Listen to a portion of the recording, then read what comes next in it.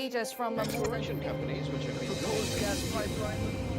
Voices in Brussels who are saying, let's cut Turkey in, let's create a situation. Experts have known for some time that there are huge deposits of natural gas in the eastern Mediterranean. Prime Minister Benjamin Netanyahu says the find will be a huge boost.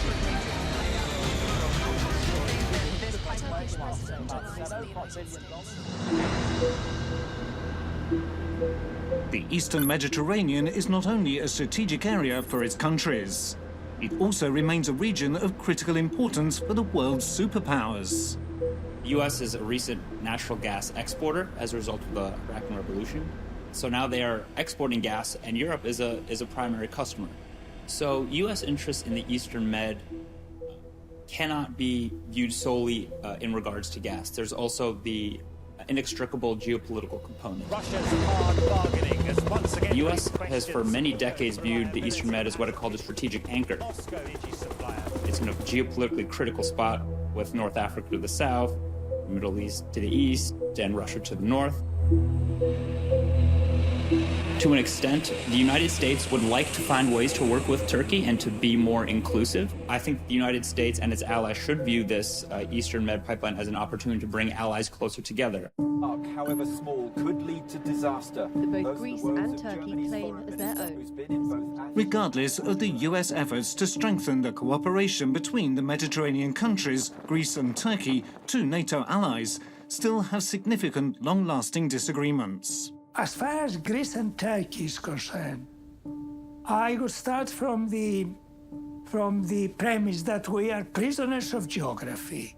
In other words, Greece and Turkey have no other option but to find ways to cooperate, to establish a cooperative regime, say, on both sides of the Aegean. At the heart of the conflict are the maritime borders laid out in the 1982 UN Convention on the Law of the Sea. While 167 countries and the European Union are signatories, Israel, Lebanon, Syria and Turkey never ratified the agreement. And while Greece argues that islands have their own continental shelves, Turkey counters by saying that the continental shelf should be delimited by taking into consideration the Greek and the Turkish mainland and not only the islands. In order to discuss the maritime differences and more points of the Greek-Turkish agenda, in 2017, President Erdogan made a landmark visit to Athens. In 2017, we had President Erdogan here in Athens. President Recep Tayyip Erdogan is visiting Greece for 2 days. I think that to have sincerity in the exchange of very much known, after all, diverse and opposite positions of the two countries is not harmful. President Erdogan has told the Greek media negative relations between the two countries. What we are saying to our friends in Turkey, and I deeply believe in the friendship between the Turkish and the Greek people, is that we must settle our difference regarding the maritime economic zones through law. If we cannot agree, we should send this case to the International Court of Hague. What Turkey claims is that, due to the special configuration of the Aegean Sea, if the international laws were mechanically applied, then the Aegean Sea would become a Greek lake and the South Turkish coast would be under Greek control with monopoly on exploiting the gas reserves. And while Greece wishes to increase its territorial waters off its islands from 6 to 12 nautical miles under UNCLOS, Turkey is not aiming for territorial conquest, but wants to protect its interest, taking into account its geographical position, size and population in the region. We know that you cannot 100% see things in international law, but you should also take into consideration things like equity, a sense of justice to be in the arithmetic. Behind the scenes, some European capitals feel they have been prisoners of the long-standing conflicts between Greece, Cyprus and Turkey, and recognise that Turkey is an essential pillar of the European Union. When it comes specifically to Turkey, that we have discussions with Cyprus, we have discussions with Greece. But the same we are doing with Turkey. We go to Turkey, we talk to Turkish partners, try to get their point of view and see, okay, so what's the irritation? We are engaged with Turkey on so many levels. It's economic cooperation, it's also political cooperation, it's defense cooperation. Turkey is a member of NATO as well, so we are bound with so many links that we cannot just destroy these links. But I would disagree with the notion that EU is excluding Turkey from something.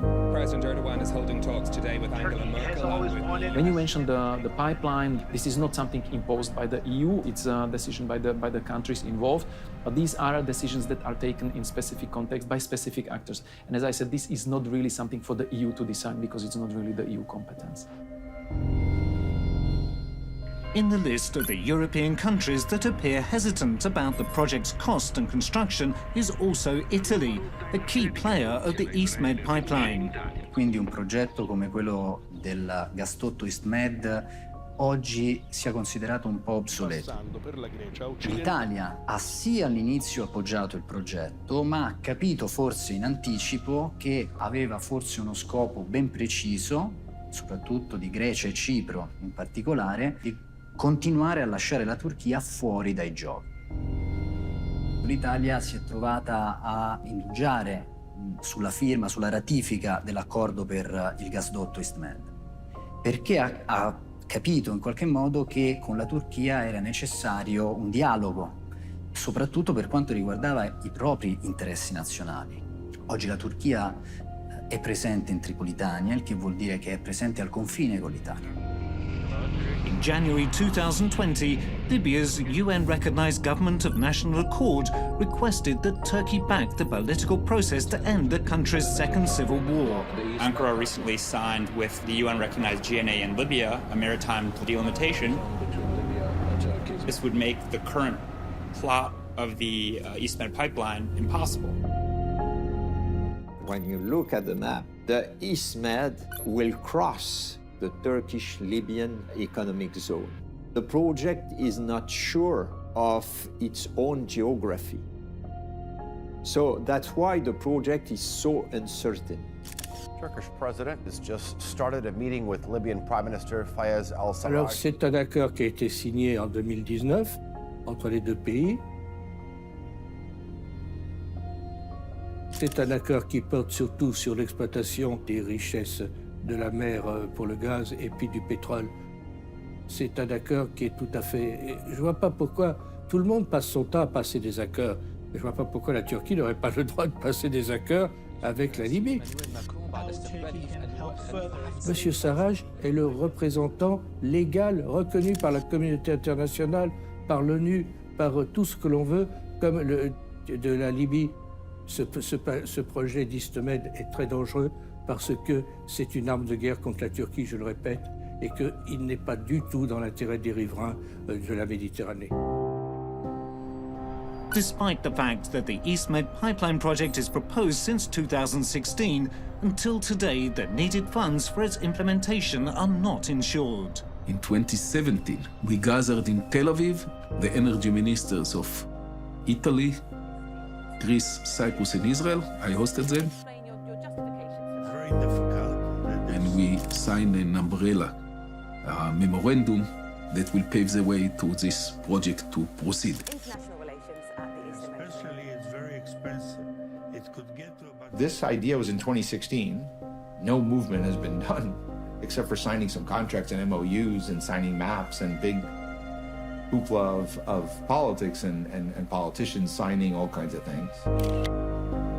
But feasibility study that was promised is not yet complete. The EU hasn't actually endorsed this project, even though some ministers in the region talk about EU as supporting the project. They've agreed to do a feasibility study. That's a big difference. But what's important is, for none of them was this really economic and commercial and corporate. It was being driven by politics. When you're doing multi-billion-dollar commercial deals, they should be driven by the commercial side, not by the politics. The politics should support it, but they shouldn't drive. As U.S. Secretary of State in an attempt to further boost the EastMed pipeline and encourage investors. US Secretary of State Mike Pompeo joined the 6th trilateral meeting between Israel, Greece and Cyprus, again leaving Turkey out of the discussions. Under the Obama administration and the heavy support from then Vice President Biden, we took no position on the pipeline. During the Trump administration, the U.S. acted a little bit more commercially, but still, I don't see the need for the United States to come in and support this project. Secretary Pompeo came with a promise of U.S. financial support. Prime Minister, thank you for hosting us here in Jerusalem. You don't know, but about a week ago, I spoke in Houston, Texas, to a big group of energy leaders from all around the world talking about opportunities and projects just like this. Thank you, Mike, and thank you all. Thank you. Commercial viability is challenging. But the support never arrived. Feasibility of the EastMed pipeline. Still, somebody from the private sector, some big company, should invest here between $5 and $6 billion in order to build this project, and I hope that it will take place soon. An estimated $7 billion. When they talk about this cost of $6 billion, which is a number that I don't believe, This is one of the big issues I think facing. not only is it going to be more expensive because this is a complicated project, but the cost of finance for fossil fuel projects is really high. And it's going to go up. That's the penalty of fossil fuels now. You have to add a financial penalty because banks are not going to finance it Global gas prices in the same way that they used to.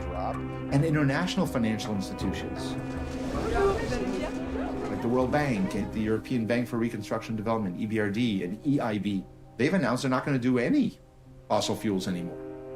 So who's going to finance this thing? On the back of what contract? So all this leads me to the conclusion that this is politicians talking, but that there's no there. This is a project that should not, probably will not happen because it's too complicated, too expensive, and too late in the arc of history.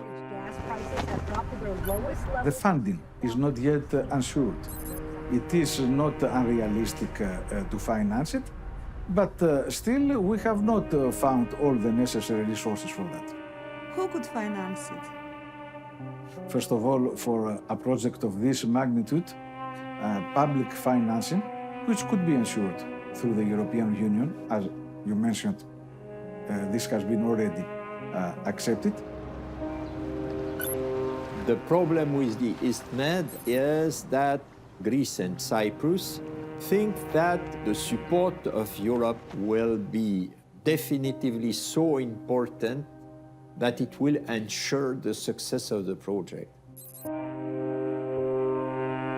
According to the European Commission, by the end of 2021, fossil fuel projects will no longer be eligible for European Union funding.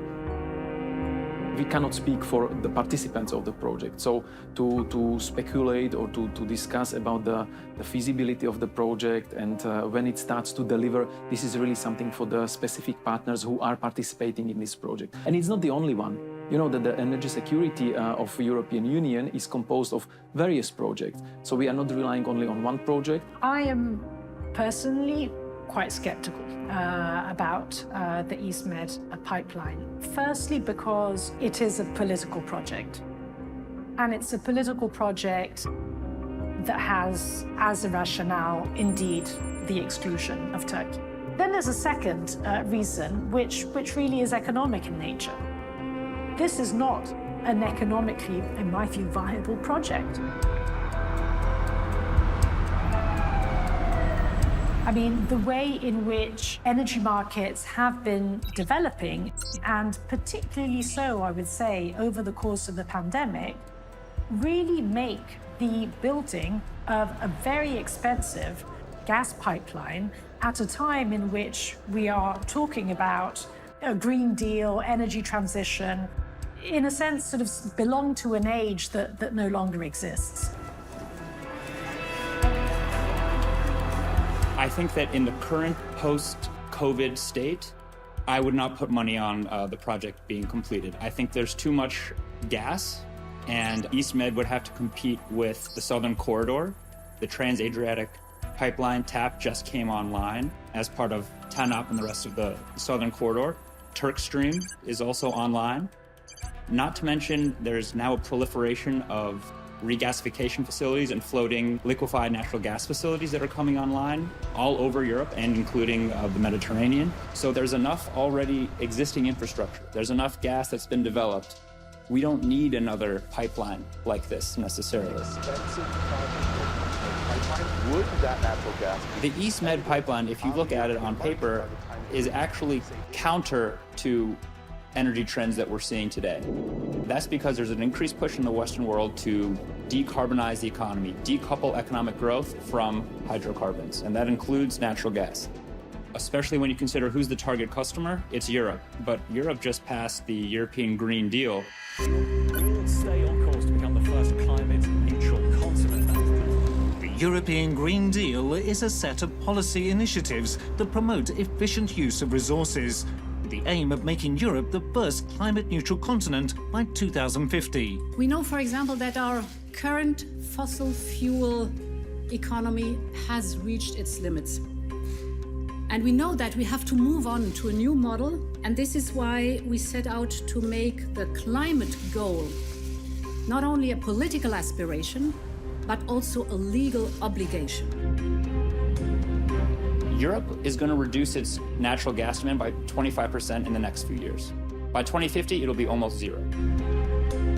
So when you're talking about building one of the longest pipelines ever constructed, and when your main customer is starting to wean itself away from natural gas prices are very depressed because there's a glut. It doesn't seem very economically feasible from where I'm sitting. For the European Union, what is important is we are not pushing this project, because this is not only about developing energy projects.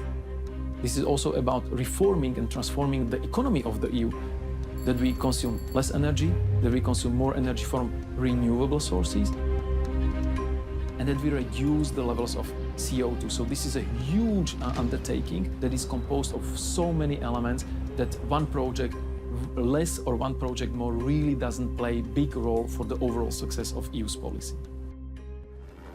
International Energy Agency. Another key actor in the energy arena has warned about the consequences of the irreversible climate change. Just look at the International Energy Agency, a very conservative global player in the energy sector. All new fossil fuel projects must be scrapped. They're very clear on the fact that there is no space after 2021 for any additional infrastructure or dependency on gas. According to the International Energy Agency. And I'm not talking about Greenpeace, I'm not talking about any fund of renewables, I'm talking about the International Energy Agency, where they've been supporting fossil fuels for decades. The key question is, do we need such a pipeline? And the answer is clearly no.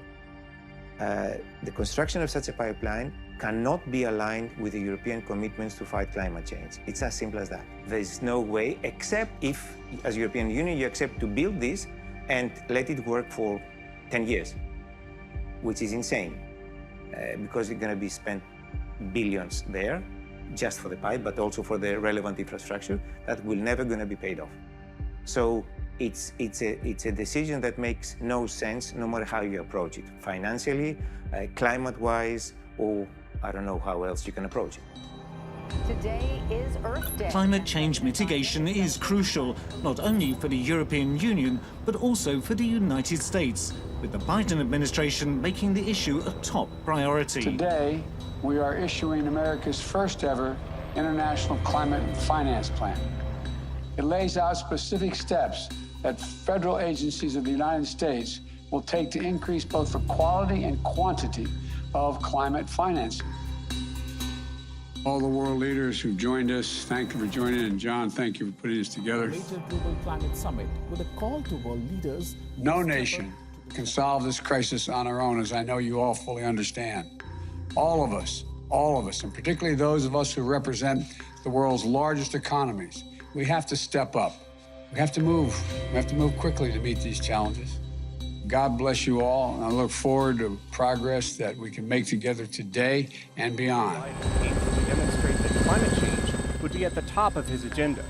Biden's Earth Day summit. I think today, in the Biden administration, that things have changed. in the Trump administration. I would be extremely uncomfortable with the United States supporting this project. Why would we build a fossil fuel pipeline between the East Med and Europe at a time when our entire policy is to support new technology, new developments, and new investments in going green, in going cleaner? So by the time this pipeline is built, we will have spent billions of dollars of taxpayers probably on something that is obsolete. And not only obsolete, but against our collective interest between the United States and Europe. One of the last attempts to further support the EastMed pipeline was the creation of the East Mediterranean Gas Forum. I met with Tarek El-Moula, the Egyptian energy minister, and I offered him to establish together the East Mediterranean Gas Forum that will be located in Cairo. 8 countries in the Southeast Mediterranean are the main participants, while the United States, the European Union and the World Bank Group are permanent observers. So long as Donald Trump was president of the United States, in the region, what prevailed was a mentality of either or, winners and losers, divides. I mean, that kind of mentality which really underpins the way in which the EastMed Gas Forum was configured. Turkey itself is being explicit in that it wants talks. The EastMed Gas Forum will only have, I would say, both political and economic life in a sustainable manner if a way is found to include Turkey within it. I think it was President Erdogan said that without Turkey, the East Mediterranean Gas Forum is short of being a serious regional forum, something like that. You can see this as some kind of criticism, but the subtext is one day Turkey must become a member of this forum, and I totally agree. The amazing thing about Turkey is that it's connected with so many of the biggest issues that the international community faces. Syria, Iraq, Israel, Russia, EU, and ultimately the success of the East Med will come about if Turkey is part of it. Because at the end of the day, it's not about natural gas. This is about regional power, cooperation, and we always have to remember that. This is not just about natural gas molecules. Turkey itself is being explicit in that it wants talks.